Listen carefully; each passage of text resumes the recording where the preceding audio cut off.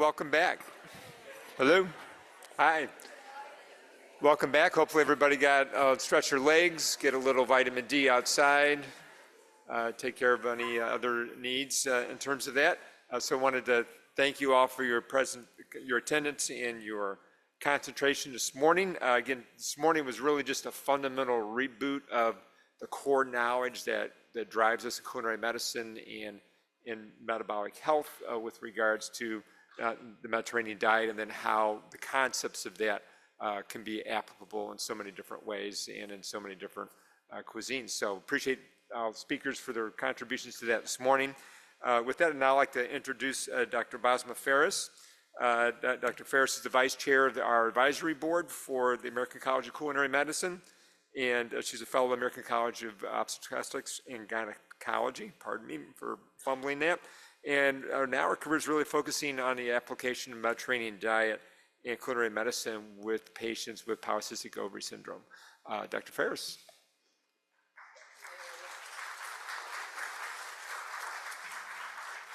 Good morning, everybody. How are you enjoying our first morning so far? Me too. We've had some really great speakers, and now we've got some really great questions. Thank you. Many, many questions. I don't know that we will get through all of them, but I will try to sort of lump them into themes so everybody feels like they have gotten at least most of their questions answered. And we do have people who are with us virtually, so thank you to those of you who have sent us your questions, who are watching us on Zoom. We'll get to those questions as well. Just so I am not remiss, something that nobody here knows about me, sort of an odd, right? I'm making sure that I understand the assignment. I have been electrocuted 3 times in my life, and I stand here to speak about it. Maybe that explains the hair, I don't know. And so before, or I guess without any further delay, I'm going to address our 3 speakers. And so some of the questions really are directed to one person in particular, but I'm going to start with the questions that I think can apply across the board. And I think one that came up from a few different participants, viewers, is what can heritage diets inform us about time-restricted feeding and vice versa? So are there any cultural aspects that inform time-restricted eating or time-restricted feeding?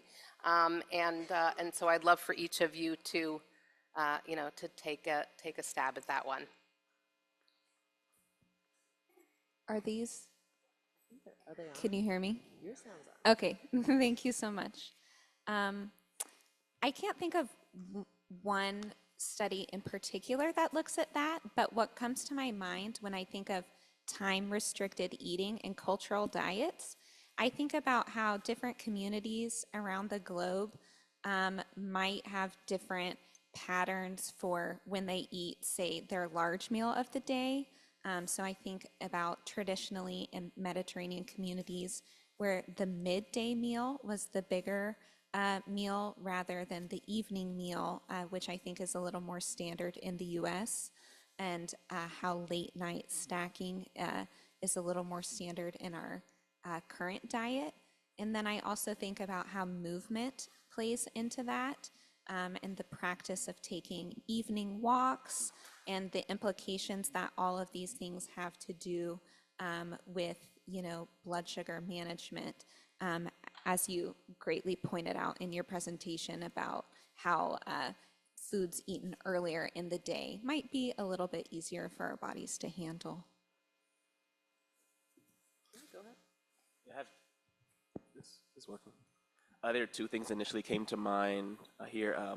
I thought about industrialization and also kind of societal changes. So I'll talk about societal changes first. Most across the globe, most things started as agrarian societies, and so a lot of times, you got up at the crack of dawn to do labor-intensive work, farming and whatnot, and eating was kind of centered around that kind of schedule. You get up early, you work, you have your big meal of the day, like toward midday, and then you have something at the end, and then it gets dark, and so you're not really going to be out late eating whatever, so you're going to sleep. So it's kind of like that's where I see that window at. And then as things got more industrialized, things kind of changed. We saw like the window kind of change a little bit, and so thinking about like kind of heritage, like industrialization changed a whole lot. With lights, with other types of work out there, becoming less agrarian and more industrial. Eating patterns tended to shift because that lifestyle had changed. So that's where I'd see kind of that intersection of kind of the culture and time restricted eating. So think about those changes and how today is not America. We're not really an agrarian country like that. Yes, we have rural areas, but for the most of us, that's not what we do. So we have to think about, when we prescribe or eating plans or whatever, we think about what are people's actual lifestyles like, and if it's not fitting in that agrarian, well, how can we adjust to somebody's lifestyle? Yeah, sorry, is this working or? Oh, okay, great. Yeah, I just think intermittent fasting really comes from religious fasting, like Ramadan fasting. I think a lot of it is really from that, or Seven-Day Adventists. So, and then also just to speak about the industrialization, I found out that, yeah, basically our whole 3 meal a day in America is just because of industrialization, like just having like breakfast, lunch, dinner, but before that it was definitely a bit more mixed, and definitely it varies from country to country. One of my students is from Syria and they have 2 meals a day, kind of like a later lunch and then kind of an early-ish dinner. So yeah, it's really interesting seeing how it changes, from culture to culture. There's a book called Three Squares, A History of the American Meal, that kind of talks about that a little bit too. Cool. Thank you. Did everybody hear that? 3 squares. So the history of why we eat the way we eat and why we 3 meals. And so that I think is really interesting. I did not know that about Syrian, traditional eating, that they don't eat. But there, you can think of many different, food ways around the world where people's meals may be heavier. In certain cultures, the midday meal is the heaviest meal versus where for most of us, the evening meal is the heaviest meal. So that's really, interesting to consider. And I think ways that if you are teaching different traditional food ways, you can sort of incorporate these 2 concepts. This is for our friends from Old Ways. A few questions. First one, how do you balance traditional dishes, but also keeping their integrity when you have nutrition in mind? And so the example one person gave was, for example, if you are including something like ham hocks when you're making black-eyed peas or collard greens, and how do you sort of, address making sure that you are including some traditional flavors that may not be, as health conscious? I'll start with that. So our recipes, so for our African Heritage Program, all of our recipes, we try to make it as accessible as possible to people participating. When you look at the recipes, you might see, ingredients or you might see the lack of ingredients that you may not see in a quote unquote traditional version. And so what we do, we try to balance that line of accessibility and authenticity, but we really try to make things accessible. So we try to really recreate the spirit of different dishes. So for instance, when we do teach about greens and collard greens, yes, traditionally in the South, it's made with like a smoked meat, usually like ham hock. But when we teach, we encourage people to, if they don't want, they're trying to reduce their sodium intake, we encourage, instead of ham hock, maybe you go for the smoked turkey, or replicate those same smoke flavors using plant sources. So I like to tell people about liquid smoke. That's a great way they can infuse flavor, like that smoky flavor into their foods. If they happen to use salt instead of using regular salt, maybe use a smoked sea salt to get some of that smoke flavor in there. Using spices like paprika to get that smoke flavor, or even like using char, like a charred onion to get that smoke flavor into a dish. So it's really, how do you recreate these flavors using more healthy ingredients? And so we don't I don't tell people don't use the ham hock, but maybe it's something you don't use every time you make greens. Maybe maybe once a month or a special celebration, you want to do that to honor that tradition. But there are many ways you can get those flavors, and a lot of times it's really the flavors that take us back to kind of those childhood memories, and not necessarily the food itself, but it's those flavors that unlock those memories. And so, teaching folks how to replicate some of these favorite flavors without some of the less healthy ingredients is our aim. A couple things come to mind for me. I think for one of them, it's really important to be meeting our patients where they're at. And so if we're trying to make a dish that is from a particular region, if that specialty ingredient is not available in that person's community, they're never going to make that food if they can't buy that ingredient. So maybe we might be wanting to recreate a dish made with callaloo, the leafy green, but it's kind of hard to find depending on where you live. So we'll offer substitutions, Swiss chard, collard greens, kale, so that people feel empowered that they can recreate that in their own home. And then I think one of the really special things about the Taste of African Heritage community cooking classes that I've had a chance to attend and watch is the opportunity for connection among the participants, and being really intentional about letting participants share their food traditions and what it looks like to them, I think helps push back on that idea that there's only one right way to make a dish. I grew up in Texas, and if you've ever been to like a chili cook-off, you're gonna see 100 different types of chili. And it doesn't mean that one is better than another or one is right and wrong. It's just the idea that different families went about it in different ways. And so I think allowing people to share what makes their tradition special to them can help bridge that gap as well. Thank you. So that segues to my next question, and this is a question for all three of you, if you could answer. Adante, you said in your presentation that patients are subject matter experts. What is one thing that each of you have learned from patients that you have found to be very profound that you have then gone on and shared with other patients of yours?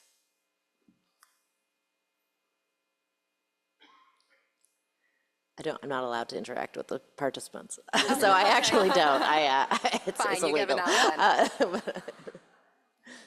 then.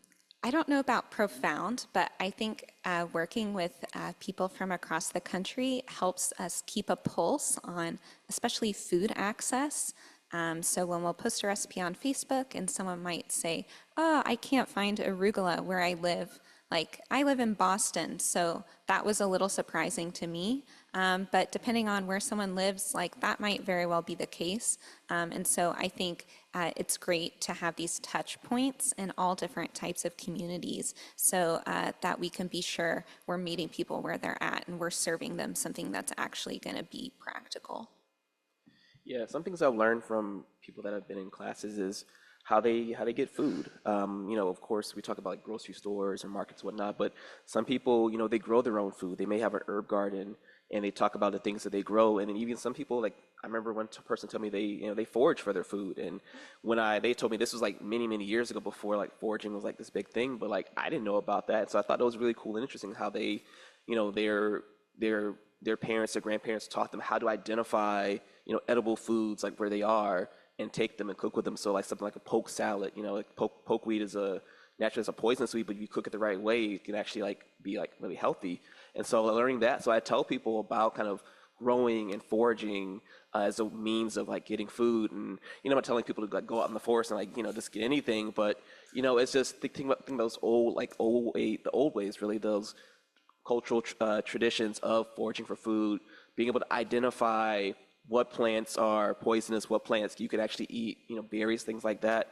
And there's a lot of wisdom in that. And so doing that kind of speaks to that ancestral wisdom that many people from different cultures have in their families in ancestry. And really it helps people to connect with their own ancestry, learning about some of these techniques, whether that's the like foraging or even like preserving. I've had classes where people tell me that, their grandma taught them how to like, can tomatoes or like can peaches when they had in abundance, and so to have it all in stock. So being able to use that and teach others some of these techniques so they can also not just honor their food traditions, but also save money too, because a lot of these cultural food, these old school traditions, are economical too.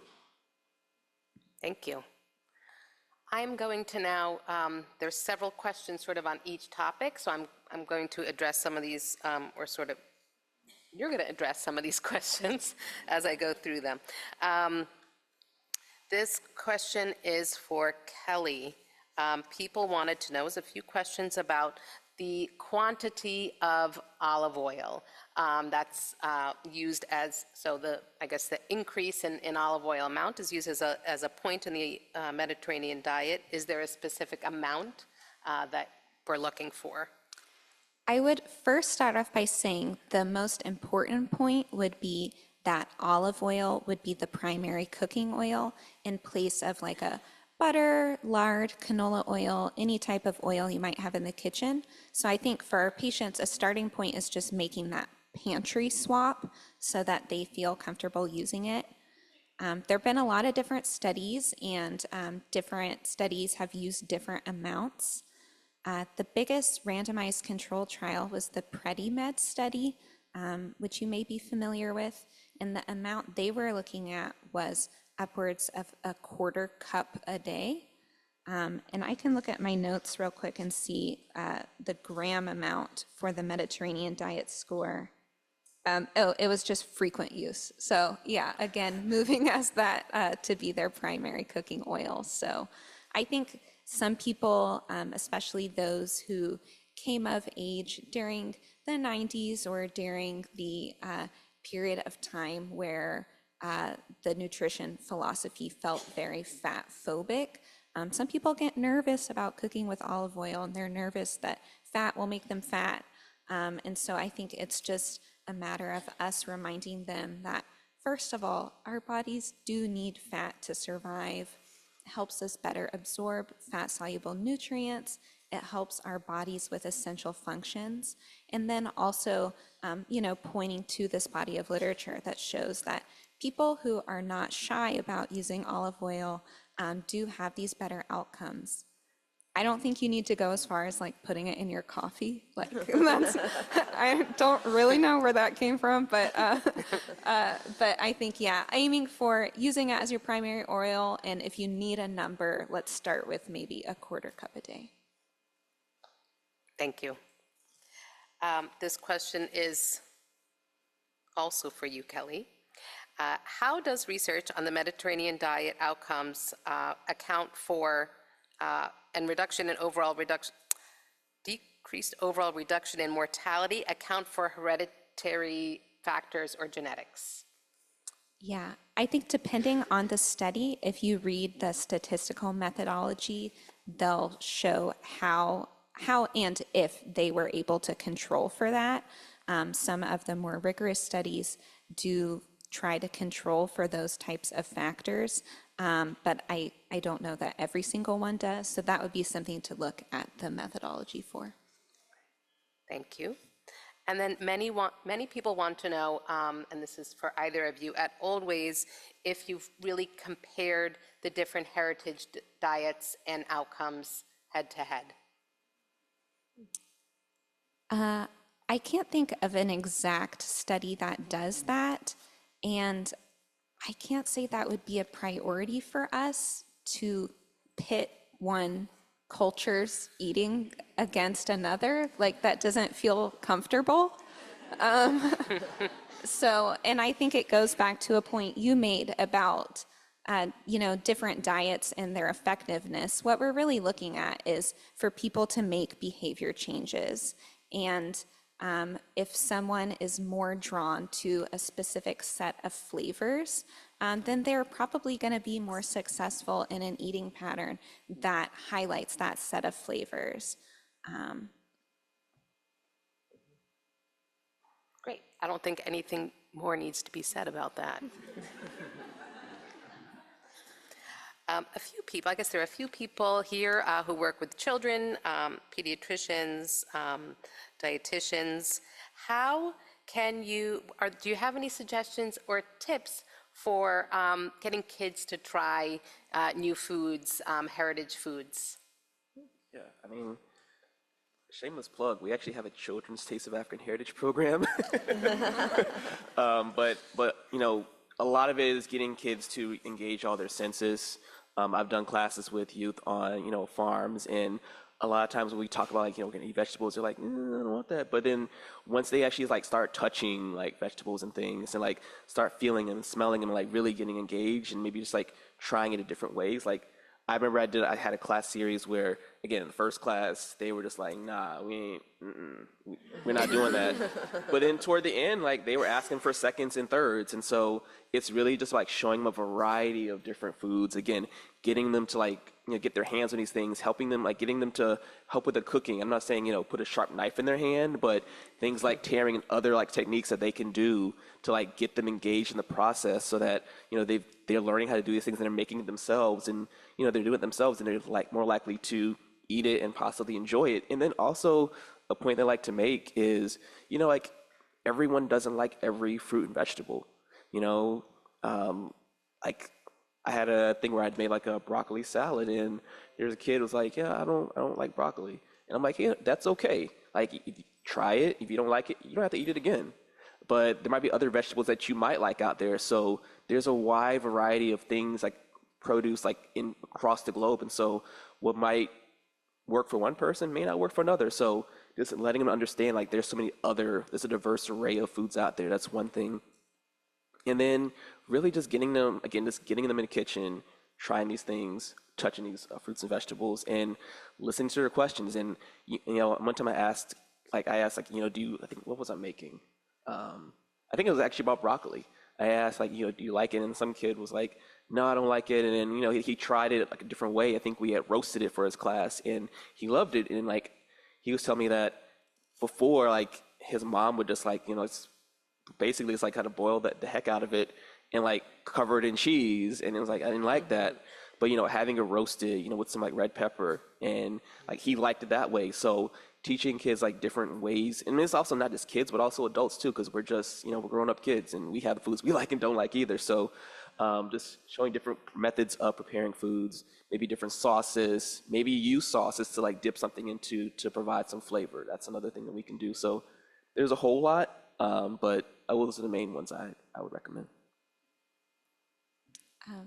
We had a great webinar that we hosted a couple years ago by a child feeding expert from Pennsylvania, and he made a lot of really great points about the frequency of introduction and how small the taste could be.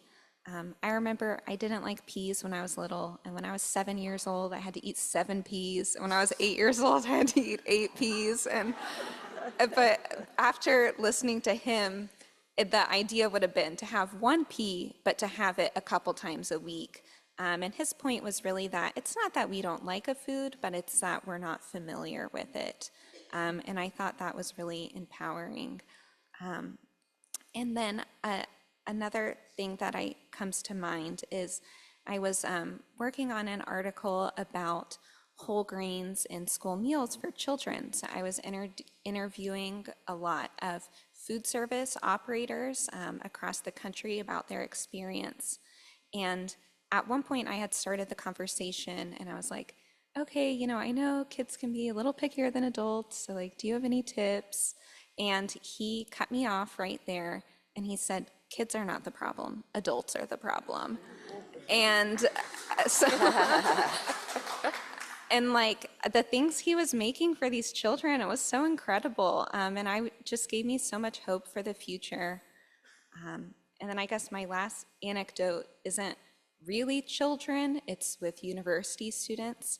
But prior to working at Old Ways, I worked in college and university food service. And I also ate in the dining hall because I worked there. And I really wanted a whole wheat bun on my chicken sandwich. And I was like, well, I work here, I can do something about it. And so I talked to the purchasing people and we talked about it. And I was like, I get that maybe someone in the hamburger line might not be interested, but I think those of us, in the grilled chicken and the veggie burger lines could be interested. And they said that it was too much trouble for their staff to have like all these different bun options. And so if we were going to make the switch, everyone would switch. And I was like, okay, that works for me. So we worked on, identifying like a bun that was within our price parameters that we could get through our distributors. And it was a partially whole grain product, so like moving that direction. And we put them out there and we got no comments. Like no one noticed. And I take that back. We had one comment from a college student's parent calling us saying her daughter didn't like it. And I was like, well, that doesn't count because she's not even a student. But anyway, so I think adults can really like work up these things more than they need to.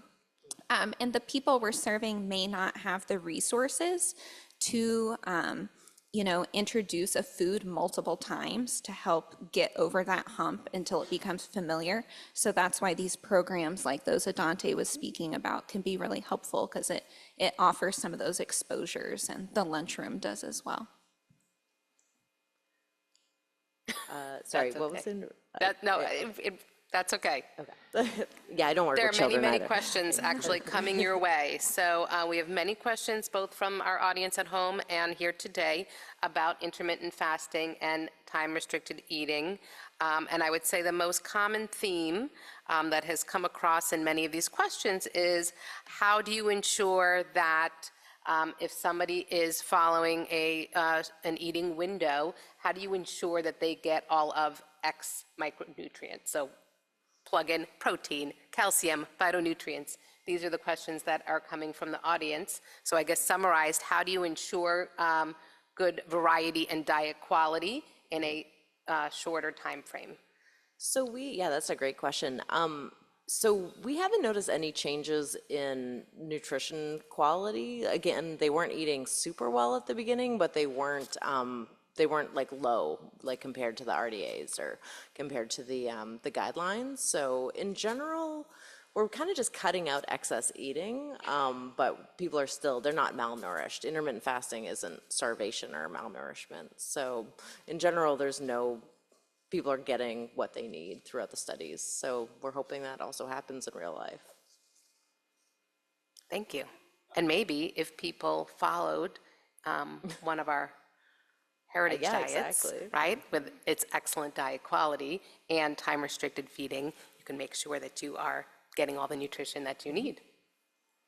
So maybe some way that we need to, incorporate the messages.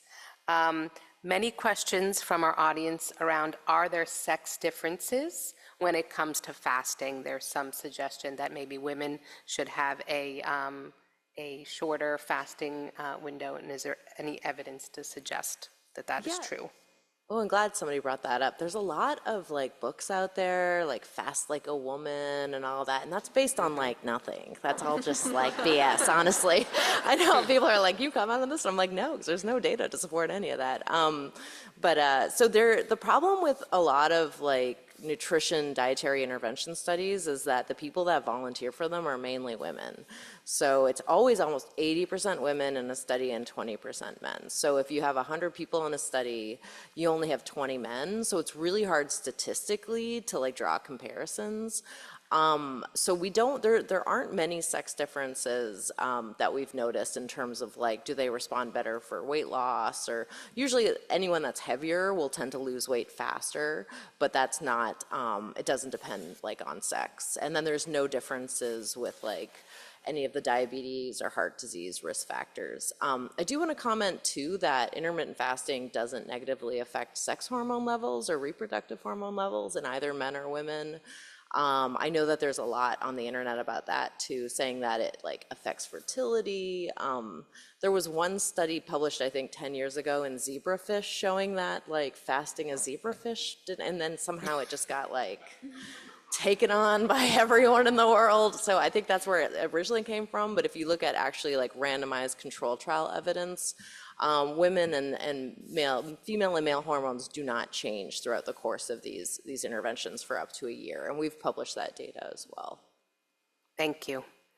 And then the follow-up question to that is, and I think I know the answer, but just because it's come up, does that change depending on somebody's life stage, younger women versus reproductive age versus postmenopausal or pregnancy? Yeah, it's another great question. We actually find that postmenopausal women stick to the diets better.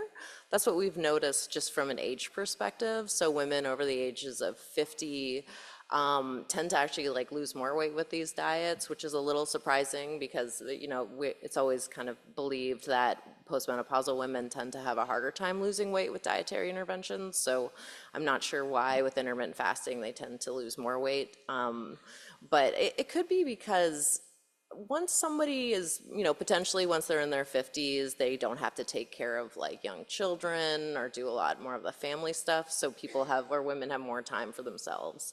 And then also maybe they're not volunteering for a fasting study unless they know it would work for them already because they've tried out other diets. But yeah, interestingly, it tends to work better for postmenopausal women than premenopausal women in terms of weight loss. Interesting. Thank you. And then I would say this is the other most common question is, do you have any advice or is there any data around exercise and fasting? Should people exercise fasted or not? Yeah, that's another great question. So there's not the question about like, should you, if you have an 8-hour eating window, should you exercise like right when you wake up in the morning? Or should you do it during your fasting window? There's no data to show that it like boosts fat burning capacity. I think that's like the main question people have. There's some studies that show that it does and others that doesn't. So I would say just exercise according to your own schedule. Like exercise is always good. You know, it's hard for people to do, but even if it's just like walking half an hour a day. But if you're going to the gym, I would just do whatever works for you. Like some people don't want to exercise with food in their bellies in the mornings. That makes them feel kind of sick. So, you know, just do whatever works for your body. But there's no easy answer about whether or not you're gonna like lose more weight or retain more muscle mass if you like put the meal. So yeah, based on the science so far, if you put the meal like before or after or during exercise. So yeah, do what works for you. Thank you. All right, now let's talk about some controversies around these different these different eating patterns, specifically around some headlines that have been in the news lately. So I'm going to ask our friends from Old Ways, how do you balance the 2018 Lancet meta-analysis regarding alcohol use of 0 being the healthiest with Mediterranean diet recommendations? I think this is a great question, and I think it is something that new studies will help us be able to understand even more. But the reality is that historically, wine has been a part of the Mediterranean diet, and it wouldn't really be accurate to brush it under the rug and pretend like it's not there. And it is an uncomfortable truth to sit with because we do see these health benefits of people who consume that overall healthy eating pattern, but we also know about the risks associated with alcohol intake. And so I think when it comes to, you know, wine intake with your patients, I think one thing to remember too is that the Mediterranean diet pyramid tends to be descriptive, not prescriptive. It's not asking someone to, you know, pop the bottle open, start pouring. You know, it's really describing what's there. And it's just a balance of bringing the best of the old ways forward. But yeah, hopefully we'll know a lot more as this new study gets published. Thank you. Okay, now back to you, Krista. Oh, where did it go? Okay, what are your thoughts on the recent headlines that 8-hour time-restricted eating is linked to a higher risk of cardiovascular death? That's from a recent AHA presentation. Yeah, I get a lot of questions about this one. Yep. So I do want to say that is a poster at a conference. It was not peer reviewed.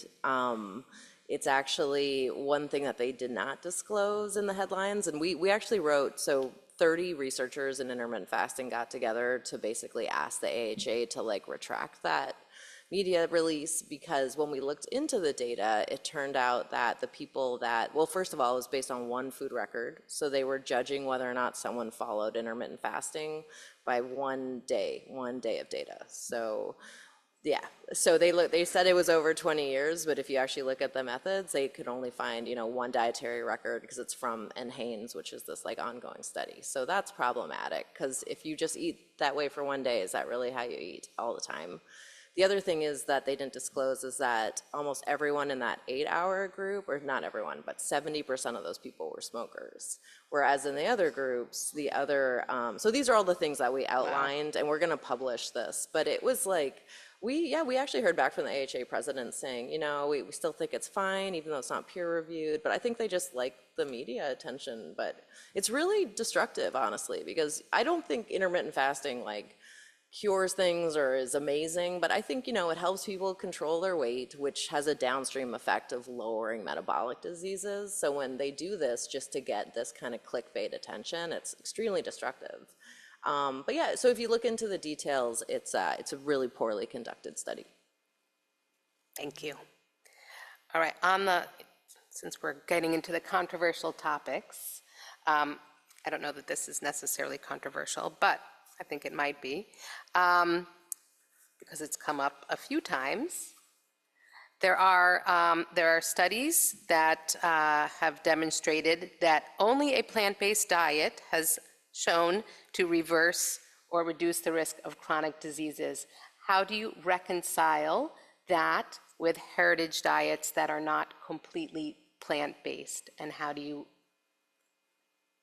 can you respond to people who either raise that or have that concern? Yeah, so, speaking to heritage diets, we all saw the pyramid on the slides we showed earlier. And at the base of that pyramid were primarily plants. We saw, again, herbs, spices, greens, tubers, vegetables, legumes, seeds, nuts. And then you go higher up the pyramid, and yes, you do see some meat there. And again, it's just showing patterns. So when we teach classes for the African Heritage Program, all of the classes happen to be, we don't use animal products. But again, looking at those patterns we see in the pyramid, this is how people actually eat, so we don't want to discredit that. So when we do these classes, when I teach classes, I tell people, if you choose to use animal products, you can, or if you don't want to, you don't have to. But we're still talking about, historically speaking, how animal products are consumed across different cultures. And so being able to educate people on that and let them know the context in which these foods are made is the important part. And so, yes, we know the research on plant-based diets, but at the same time, people are going to eat how they eat. People are going to eat like how they were taught to eat. And so it's not about telling them stop eating this, but it's like, how can we include more of the plants that are part of this pattern in the diet? So that's what our aim is to do, is to encourage people to consume more plants and not necessarily to stop eating, meat and animal products. But we find that when people do tend to, eat more plants, their intake of the animal products does tend to decrease. So it's not necessarily something we're like preaching, but it just something that happens because they're having more plants in their diet, more fiber, more nutrients, so that just naturally happens. But again, we try to teach about the place of all foods in a diet, but really encouraging, having more plants in the diet. I think that's a great question, and I think Adante is spot on with everything that he said. When we're working with patients, I think it's important to remember not to let the perfect be the enemy of the good. And if we're looking at a perfectly adhered to vegan diet versus a perfectly adhered to Mediterranean diet or African heritage diet, I just don't think that's a really valuable comparison, given that it's unlikely that our patients are going to move all the way over. And I think what we do know from nutrition research is that even small changes can have measurable impacts on health outcomes. We're talking swapping out one serving of meat per day with one serving of plant-based foods. We're talking swapping out 5% of your calories from saturated fat with 5% of your calories from polyunsaturated fat. We're talking about swapping out one serving of refined grains per day to one serving of whole grains per day. Like, all of these little changes can actually lead to really measurable health benefits. And I think it's okay if the patient doesn't get all the way vegan or all the way to whichever dietary pattern they're looking at. It's just a matter of helping guide them a little bit further on that journey. Yeah, and can I add something to that? Yeah, we encourage people to do what they can, like, again, Kelly said, you're going from one place to another, so maybe it's you're eating less meat per week, maybe going from cooking a meal that has, animal products 3 times a week, maybe it's 2 times a week, so that change is still valid, that change is still significant, and also, let's keep in mind that some of these, like, diet and exercise factors, it only accounts for what, I think, 30% of total health. So we have to consider the systemic, the environmental factors, other things that impact health, not just somebody's personal eating choices. And so even though we're talking about nutrition and food here, we have to be cognizant of the various other societal factors that impact our patients' health and not, always put the onus on them to make changes when, we're in DC, we gotta talk about policy. There's other things that need to be done that impact our health that isn't just somebody's personal food choices. Thank you. We here generally like to say, you have to meet, you said it, we meet people where they are. And so, and just looking at that Venn diagram that you showed us, moving people to a better place is really what culinary medicine is all about, and learning the tools and giving people those tools and not just, prescribing or ascribing our beliefs onto what somebody else does. So thank you very much to both of you for that point. Do we have time for more questions, or how many more questions? One more question, okay. This is for Dr. Varady. People want to know, how was insulin resistance measured? And then the follow-up question is, does the impact of time-restricted eating only have to do with caloric restriction, or is part of it addressing the insulin resistance? So I think all intermittent fasting is doing, even though there's like all these mechanisms that are postulated and people always talk about autophagy and all these like fancy terms, I think honestly, having studied this for so long, all it does is it helps people eat less. I don't think any of those like ketones and all the other mechanisms people are talking about really kick in, because that takes like days and days of like water fasting.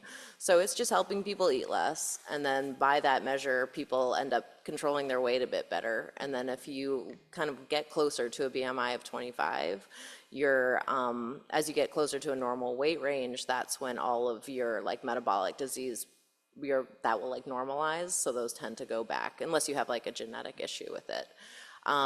So that's one thing. And then how is it measured?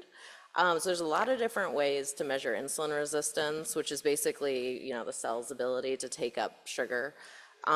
We measure glucose and insulin, and then it's just a quick calculation. So that's the really easy, just fasting glucose and fasting insulin. It's called HOMA-IR if you're interested. But you can also do like these clamps where you like infuse glucose, and there's very complicated ways to measure it as well. But yeah, we use kind of the quick and dirty one in our studies. Great. I want to say thank you. Yep, thank you to all.